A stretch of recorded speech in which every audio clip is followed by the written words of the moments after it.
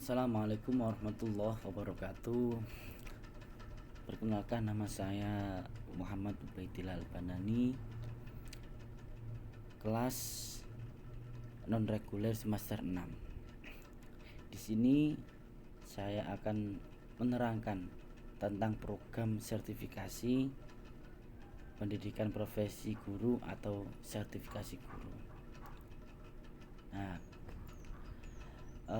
makalah ini saya susun untuk memenuhi tugas mata kuliah dari dosen saya, yaitu Bapak Nurdi MPDI, selaku dosen yang mengajar tentang materi etika sebagai guru. Langsung saja.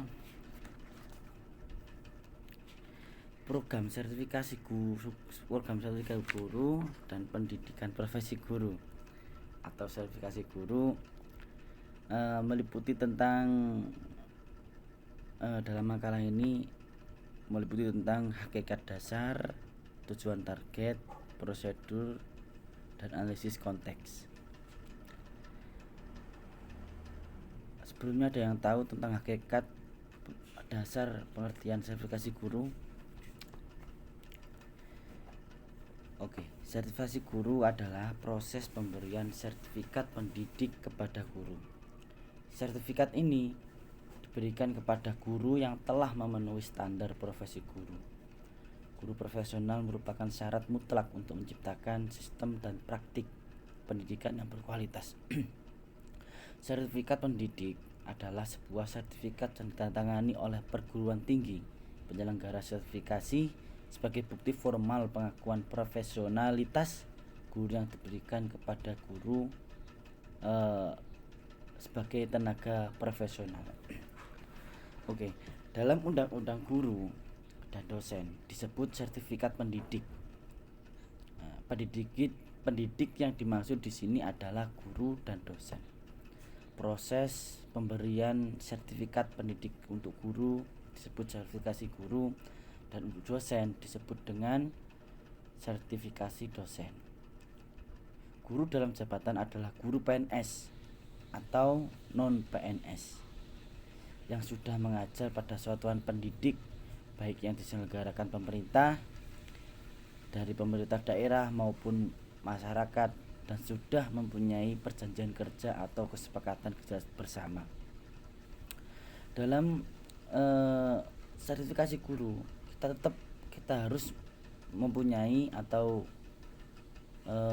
istilahnya itu mencangkupkan portofolio sebagai bukti fisik atau dokumen yang menggambarkan pengalaman berkarya atau prestasi yang dicapai dalam menjalankan tugas profesi sebagai guru dalam interval waktu tertentu. Sertifikat pendidik bagi guru dalam jabatan diperoleh melalui sertifikasi dengan penilaian portofolio atau melalui jalur pendidikan. Oke, yang kedua, tujuan sertifikasi guru. Sebelumnya, apakah ada yang tahu prinsip sertifikasi guru atau tujuan sertifikasi guru? Berujung pada peningkatan mutu pendidikan nasional melalui peningkatan guru dan kesejahteraan guru. Sertifikasi guru merupakan upaya pemerintah dalam meningkatkan mutu guru yang disertai dengan peningkatan kesejahteraan guru. Guru yang telah lulus uji sertifikasi guru akan diberi tunjangan profesi sebagai 1 kali gaji pokok sebagai bentuk upaya pemerintahan dalam meningkatkan kesejahteraan guru. Tunjangan tersebut berlaku baik bagi guru yang berstatus pegawai negeri sipil atau PNS, bisa disebut PNS, maupun bagi guru yang berstatus non pegawai negeri sipil, bisa disebut dengan non PNS atau swasta. Dengan peningkatan mutu dan kesejahteraan guru, maka diharapkan dalam meningkatkan mutu pembelajaran dan mutu pendidikan di Indonesia secara berkelanjutan. dilaksanakan sesuai dengan peraturan dan perundang-undangan. Program sertifikasi ini dilaksanakan dalam rangka memenuhi amanat Undang-Undang Republik Indonesia Nomor 20 Tahun 2003 tentang Sistem Pendidikan dan Nasional, Undang-Undang Republik Indonesia Nomor 14 Tahun 2005 tentang Guru dan Dosen, dan Peraturan Pemerintah Nomor 19 Tahun 2005 tentang Standar Nasional Pendidikan. Dilaksanakan secara terencana dan sistematis agar pelaksanaan program sertifikasi ini dapat berjalan dengan efektif dan efisien. Harus direncanakan secara matang dan sistematis. Sistem sertifikasi mengacu pada kompetisi guru dan standar kompetensi guru. Kompetensi guru mencakup 4 kompetensi pokok, yaitu kompetensi pedagogik, kepribadian sosial, dan profesional. Sedangkan standar kompetensi guru mencakup kompetensi ini guru yang kemudian dikembangkan menjadi kompetensi guru TK atau RA, guru kelas SD atau MI, dan guru mata pelajaran. Untuk memberikan sertifikat pendidik kepada guru, perlu dilakukan uji kompetensi melalui penilaian portofolio. Adapun materi yang ketiga, adapun yang ketiga adalah prosedur sertifikasi guru.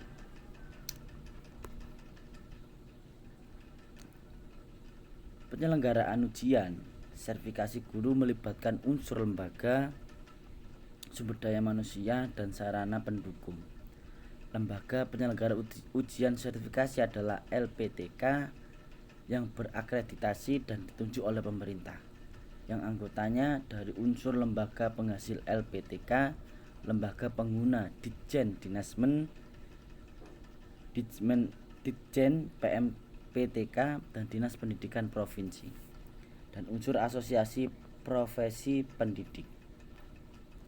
Sumber daya manusia yang diperlukan dalam ujian sertifikasi ini adalah pakar dan praktisi dalam berbagai bidang keahlian dan latar belakang pendidikan yang relevan. Sumber daya manusia tersebut berasal dari anggota penyelenggara di atas.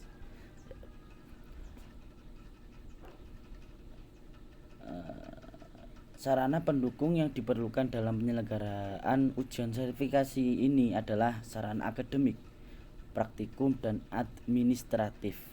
Sarana pendukung ini disesuaikan dengan bidang keahlian, bidang studi, rumpun bidang studi yang menjadi tujuan ujian sertifikasi yang dilaksanakan. Adapun prosedur dalam penyelenggaraan ujian sertifikasi yang diselenggarakan oleh Ditjen PMPTK sebagai berikut.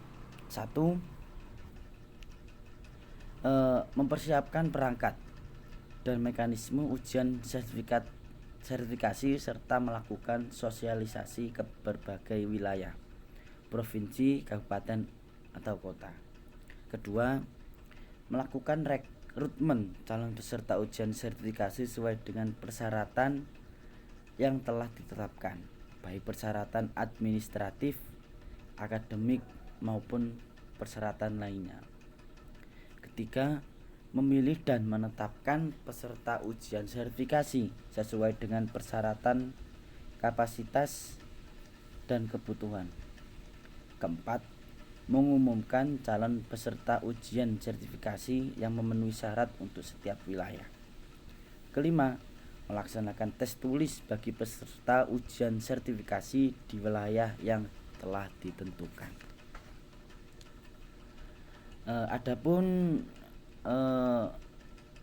yang keempat adalah kompetensi guru profesional.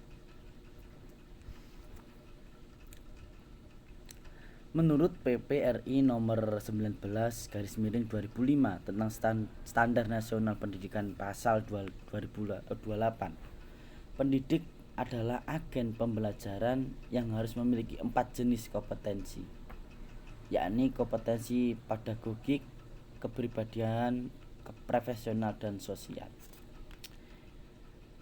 Adapun kompetensi kepribadian. Kompetensi kepribadian ini merupakan kemampuan personal yang mencerminkan kepribadian yang mantap, stabil, dewasa, arif, dan berwibawa, menjadi teladan bagi peserta didik dan berakhlak mulia. Secara rinci, setiap elemen kepribadian tersebut dapat dijabarkan menjadi subkompetensi dan indikator esensial sebagai berikut. A. Memiliki kepribadian yang mantap dan stabil, bertindak sesuai dengan norma hukum, bertindak sesuai dengan norma sosial, bangga sebagai pendidik, dan memiliki konsistensi dalam bertindak sesuai dengan norma. B. Memiliki kepribadian yang dewasa. Di sini kita harus menampilkan kemandirian dalam bertindak sebagai pendidik dan memiliki etos kerjanya sebagai pendidik. Terus yang ketiga, memiliki kepribadian yang arif. Kita harus menampilkan tindakan yang didasarkan pada kemanfaatan peserta didik, seolah sekolah dan masyarakat menunjukkan keterbukaan dalam berpikir dan bertindak, dan harus memiliki kepribadian berwibawa dan memiliki akhlak mulia dan dapat menjadi teladan bagi peserta didik.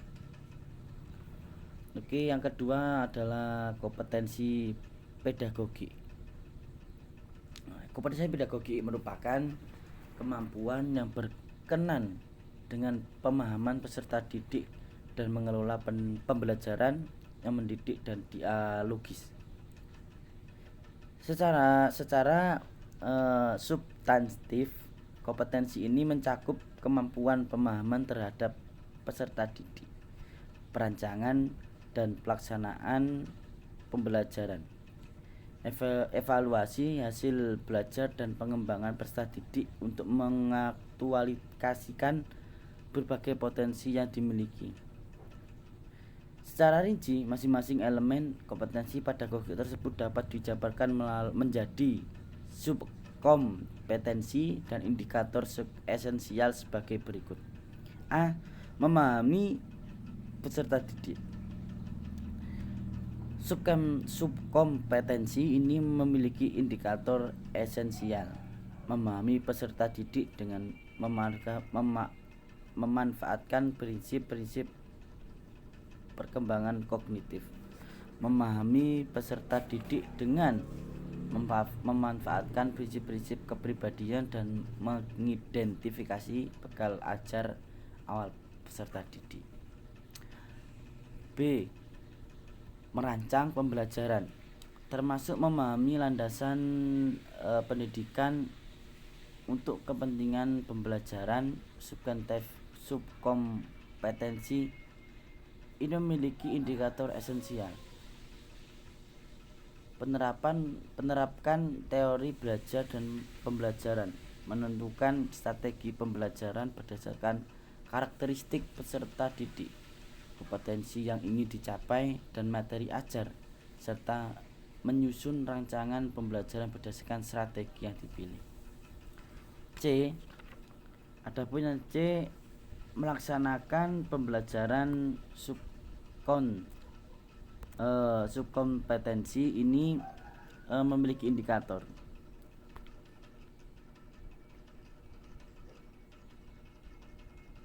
Adapun yang ketiga adalah kompetensi profesional. Kompetensi profesional ini merupakan kemampuan yang berkenaan dengan penguasaan materi pembelajaran bidang studi secara luas dan mendalam, yang mencakup penguasaan substansi isi materi kurikulum mata pelajaran disebut di sekolah, dan substansi keilmuan yang menaungi materi kurikulum tersebut, serta menambah wawasan keilmuan sebagai guru. Secara rinci, masing-masing elemen kompetensi tersebut memiliki subkompetensi dan indikator esensial sebagai berikut. A. Menguasai substansi keilmuan yang terkait dengan bidang studi. Subkompetensi ini memiliki indikator esensial, memahami materi yang ada dalam kurikulum sekolah, memahami struktur, konsep, dan memahami hubungan konsep antara pelajaran terkait, dan menerapkan konsep-konsep keilmuan dalam kehidupan sehari-hari. B. Menguasai langkah-langkah penelitian dan kajian kritis untuk nambah wawasan dan memperdalam pengetahuan materi di bidang studi. Adapun yang keempat, kompetensi sosial. Kompetensi ini berkemampuan pendidik sebagai dari masyarakat untuk berkomunikasi dan bergaul secara efektif dengan peserta didik. Kompetensi ini memiliki subkompetensi dengan indikator esensial sebagai berikut. A. Mampu berkomunikasi dan bergaul secara efektif dengan peserta didik. Subkompetensi ini memiliki indikator esensial berkomunikasi secara efektif dengan peserta didik. B. Mampu berkomunikasi dan bergaul secara efektif dengan sesama pendidik dan tenaga kependidikan. C. Mampu berkomunikasi dengan bergaul secara efektif dengan orang tua, wali, peserta didik, dan masyarakat sekitar. Demikian itu yang bisa saya sampaikan. Kurang lebihnya mohon maaf yang sebesar-besarnya. Dari saya atas nama Muhammad Ubaidil Albanani, sekali lagi minta maaf apabila ada kesalahan dari perkataan saya maupun tulisan di PPT saya. Mohon maaf yang sebesar-besarnya. Wassalamualaikum warahmatullahi wabarakatuh.